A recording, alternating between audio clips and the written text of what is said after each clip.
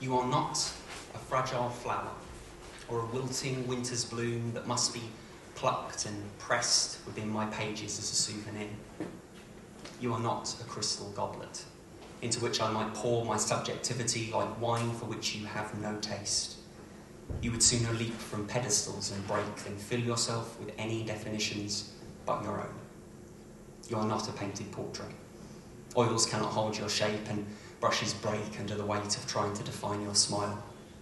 Canvases collapse in flames and just a glance from you could splinter marble. Shatter stained glass panes and shake the seven wonders into rubble. You are not a mint condition, first edition, bound in leather, found at the back of a second-hand bookstore amid a stack of trashy romance novels, bought for next to nothing and resold at auction for a fortune. Printing presses melt when asked to spell your name, and laureates of great acclaim would shun such vast responsibility. You are not a piece of poetry. Even the most delicate intricacies of spoken word could never hope to capture but a fraction of your grace. Stanzas stumble drunkenly across the page, and your disinterest causes sonnets simply to disintegrate. You are not a value to be estimated.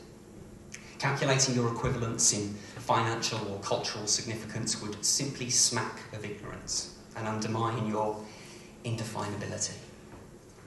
I cannot say exactly what you are to me, except to say I have no frame of reference, left breathless by a beauty that seems effortless, rendered defenceless by a rebellious temperament that quite belies your tenderness.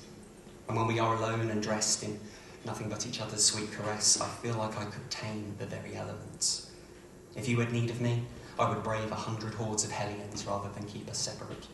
And though I know you'd never need a saviour, maybe you could use a gentleman. This is not a temporary sentiment. How I feel about you now makes past and future feelings seem irrelevant. And I think there is no exaggeration if I were to tell you that you are my everything.